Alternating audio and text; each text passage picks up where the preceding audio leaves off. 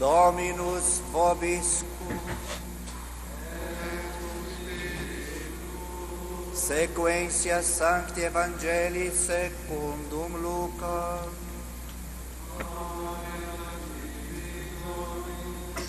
In illo tempore, cum turbe iguerent in Iesus, ut audirent verbum Dei, et ipse stabat secum stanium Genesaret. Et vidi duas naves stante secum stanium, piscatores autem descenderant et lavabant terretia. Ascendes autem in una navim, querat Simonis, rogavit eum a terra reducere pusilum. Et sedens docebat de navicula turbas. Et ut cessavit autem loqui dixit ad Simonem, duc in altum, et laxate retia vestra in captura. Et respondens Simon dixit illi, preceptor per tota noctem laborantes, nihil cepimus, in verbo autem tuo laxaborrente. Et cum hoc fecisse, concluserunt piscium multitudinem copiosa, rumpebatur autem retia eor. Et annuerunt socis qui erant in alia navi, ut venirent, et adiuvarent eos. Et venerunt et impleverunt ambas naviculas, ita ut penem emergerent. Quod cum videret Simon Petrus procidit at genua Iesu dicens, exia me, quia homo peccatur sum Domine. Stuporenium circundederat eum, et omnes qui cum illo erant, in captura piscium quam cepera.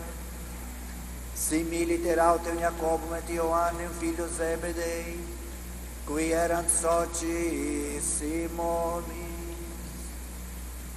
Et aetat Simonem Iesus, noli timere, ex hoc iam homines eris capiens. Et subductis ad terram navibus, relictis omnibus secuti sunt eum.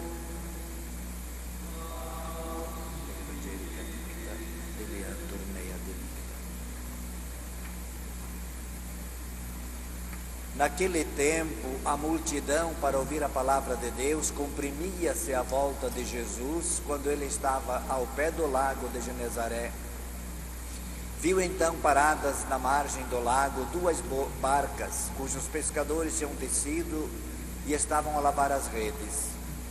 Subiu para uma das barcas, que era de Simão, e pediu-lhe que se afastasse um pouco da praia. Depois, sentando-se na barca, dali ensinava as multidões. Quando acabou de falar, disse a Simão: faze-te ao largo e lançai as vossas redes para a pesca. Simão, porém, respondeu-lhe dizendo: Mestre, trabalhamos toda a noite e não apanhamos nada. Contudo, lançarei as redes sob a vossa palavra. Tendo feito isto, apanharam tal quantidade de peixe que as redes se rompiam. Acenaram por isso aos companheiros que estavam na outra barca, para que os viessem ajudar. Vieram e encheram tanto ambas as barcas que quase se afundavam. Simão Pedro, vendo isto, lançou-se aos pés de Jesus, dizendo: Retirai-vos de mim, Senhor, porque sou um pecador. O espanto, na verdade, tinha o invadido, bem como aos que se encontravam com ele, por causa da pescaria que tinham acabado de fazer. O mesmo acontecendo a Tiago e a João, filhos de Zebedeu, que eram companheiros de Simão. Jesus, todavia, disse a Simão: nada receies, daqui em diante serás pescador de homens. Então, puxadas as barcas para a terra, e tendo deixado tudo, seguiram-no. palavra da salvação.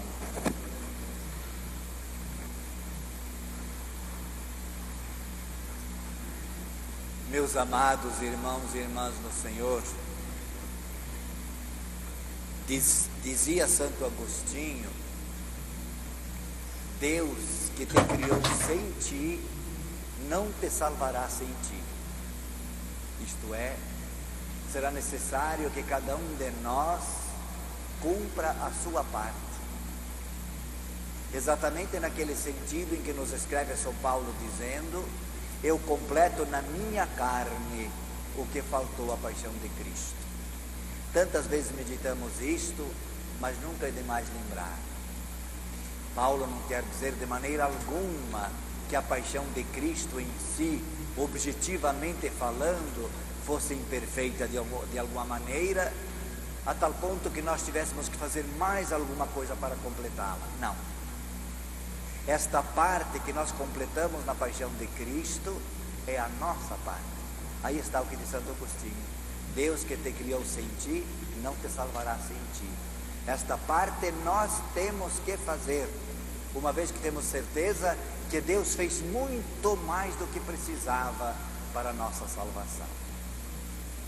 E partindo daí, nós podemos ter pela fé esta certeza: o maior milagre que pode acontecer a cada um de nós, e graças a Deus vai acontecer, é a nossa salvação eterna. Nós mesmos, pela nossa situação humana, pela nossa condição humana, não tivesse Cristo ser feito homem, ser feito igual a nós em tudo, exceto no pecado, e tendo portanto vindo a este mundo e sofrido por nós, nós jamais nos salvaríamos. Portanto, Cristo veio para fazer este grande milagre, quebrar, por assim dizer, a lei do pecado que nos dominava, para que nós pudéssemos então nos salvar. E, repetindo essas palavras de Paulo, nós vemos como elas hoje, de certo modo, se consubstanciam no milagre, embora, é claro, o milagre seja de outra ordem. A multiplicação melhora a pesca milagrosa. Nós também, muitas vezes aqui no mundo, pedimos a Deus as graças. E há pessoas que com tanta fé pedem, que realmente recebem um milagre, ou vários na vida. Eu mesmo sou testemunha, eu pessoalmente, de que 2 vezes, flagrantemente, eu me safei da morte. Já estive a 5,5 metros debaixo da água, dentro do carro, e lá, se não tivesse, consegui abrir a porta e sair. Mas no Evangelho de hoje nós vemos então esta lei preciosíssima e única e insubstituível e inarredável: a nossa colaboração com a obra de Deus. Pensemos um pouco. Já pensamos outras vezes, é verdade, mas mais uma vez, nunca é demais renovar. Nós sabemos que entre os judeus, antigamente, era quase norma geral que o filho seguisse a profissão do pai. Podemos, portanto, presumir que tanto o pai de Pedro, como seu avô, como seu bisavô, seu tataravô e adiante, todos eles certamente vinham de uma profissão de pescadores. E é claro aquilo que se diz de pai para filho. Portanto, o filho vai adquirindo sempre mais experiências, porque por tradição o pai lhe conta o que recebeu dos outros. E ele, com seu esforço, com seu trabalho, e animado com esta força que lhe dá o pai, como nós dizemos na gíria, com essas dicas que lhes dá o pai, ele se torna um pescador cada vez mais eficiente. Então olhemos para Pedro, como devia ele ser experiente na arte da pesca. E naquela circunstância, Jesus pede para entrar num dos barcos, que era justamente o de Pedro, prega a multidão que estava na praia, Depois, saindo do barco, diz: agora, Pedro, você se afaste mais longe e lance a rede para pescar. Notamos, porém, aqui uma coisa importantíssima. Vejam que Jesus não é erro de português, de linguagem, de maneira nenhuma. Diz Jesus a Pedro: Pedro, vai mar adentro e lançai as vossas redes. Notem bem, primeiro no singular: Pedro, vai e lança as redes. Não, Pedro, vai mais para o fundo do mar e depois lançai as redes. Para dizer o quê? Que assim como todos iam estar solidários com Pedro, cada um fazendo a sua parte na igreja, todos nós também, qualquer que seja a nossa situação eclesiástica, ou da hierarquia com mais força ainda, ou no laicato, mas todos nós temos que fazer a nossa parte para que Pedro possa pescar com mais eficiência. Cada um de nós, é bom que se pergunte: eu estou fazendo na igreja aquele papel que é meu e que só eu posso fazer? É bom pensar. Mas então, voltando a Pedro, com a sua experiência de pescador, ele podia ter dito tranquilamente a Jesus: mestre, o Senhor sabe tanta coisa, o Senhor já nos ensinou tantas belas coisas, mas desculpe, mestre, de pesca entendo eu. Ele podia ter dito isso, sendo que outro evangelista diz até: mestre, trabalhamos a noite toda e nada conseguimos. No evangelho de hoje consta também. Mas vejam bem o espírito de fé que teve Pedro: mas por causa da tua palavra eu vou lançar a rede. Vejam, Pedro não diz: por causa da tua palavra eu vou rezar para que os peixes venham para o meu barco. Não, ele fez o papel que era de pescador, remou, foi lá e lançou as redes. Isto é ofício de pescador, numa hora completamente imprópria para a pesca, mas porque acreditou na palavra de Deus, na palavra de Cristo, eis o grande milagre. Com certeza absoluta, nunca na vida Pedro fez uma pesca igual. Mas o que fez Pedro? Fez a sua parte. Fez a sua parte e teve fé na palavra do Mestre. É o que nos cabe a todos fazer também. Quando pedimos uma graça a Deus, vamos fazer a nossa parte. Imaginem, por exemplo, alguém com uma doença grave e pede a Deus a graça da cura, e no entanto não liga absolutamente nada para a sua alimentação, come os alimentos que são exatamente contraindicados. Quando é que Deus vai ouvir este pedido? Nunca, nunca, porque a parte humana não está sendo feita. O exemplo de Pedro não está sendo imitado. E nós, além do mais, precisamos ter esta fé. Diz o Santo Afonso Maria de Ligório que a oração é a força do homem e a fraqueza de Deus. Quando é que Deus foi fraco? Nunca. Mas Ele quer dizer exatamente como Deus se inclina para nós quando nós realmente fazemos como devemos fazer as nossas orações. E nós muitas vezes pedimos uma graça X, ela não veio. E muitas vezes temos então este vacilo de fé: eu pedi e Deus não me atendeu.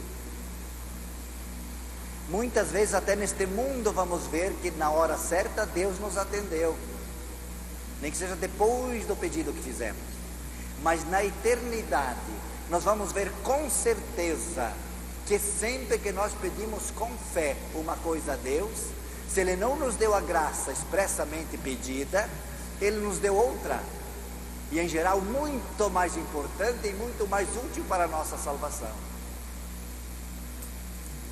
Aquele exemplo clássico que se dá: imagine uma criança, um menino que gosta do seu pai, e o amor do pai é maior ainda pelo filho, e de repente o menino resolve pedir para o pai que lhe dê um revólver carregado.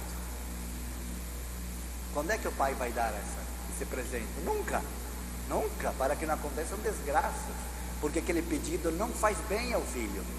Por isso o pai Não dá, mas pode eventualmente dar um outro presente. Pode agradar o menino muito mais do que um revólver carregado. Assim Deus sabe que muitas graças em nossa vida podem não servir para nós. Momentaneamente talvez sim, mas a médio e longo prazo elas podem se tornar em prejuízo para nós. Por isso Deus não vai conceder aquela graça, mas como disse, Ele haverá de escutar sempre. Vocês vejam que o próprio Cristo disse: tudo o que pedirdes ao meu Pai em meu nome, vós havereis de alcançar. Tudo o que pedirdes ao Pai em meu nome. Por isto, amados, lembremos-nos finalmente do apóstolo São Paulo, que nos diz: se nós rezamos como é necessário, nós não sabemos, mas o Espírito de Deus, que mora em nós, intercede por nós com gemidos inenarráveis. Ora, queridos irmãos e irmãs, se o Espírito Santo está em nós, se Ele advoga por nós, isto é, diz ao Pai: Pai, concede-lhe essa graça. Que advogado que nós temos.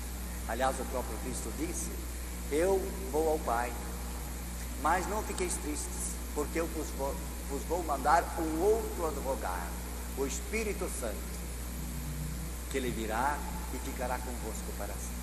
Nunca nos esqueçamos disso, amados. Este Espírito Santo não só está perto de nós, mas está dentro de nós. O Espírito de Deus que mora em vós, são palavras de Paulo. Tenhamos, portanto, esta fé, esta visão clara da nossa vida cristã, e não fiquemos às vezes como crianças manhosas, que não ganham uma coisa, ficam se lamuriando, chorando, fazendo às vezes birras, porque o pai ou a mãe não deram o que eles pediram. Deus sempre nos dá como bom pai, como ótimo pai, como o pai dos pais. Ele sempre nos atende, ou na graça que pedimos, ou numa outra que Ele mesmo sabe que é muito melhor para nós.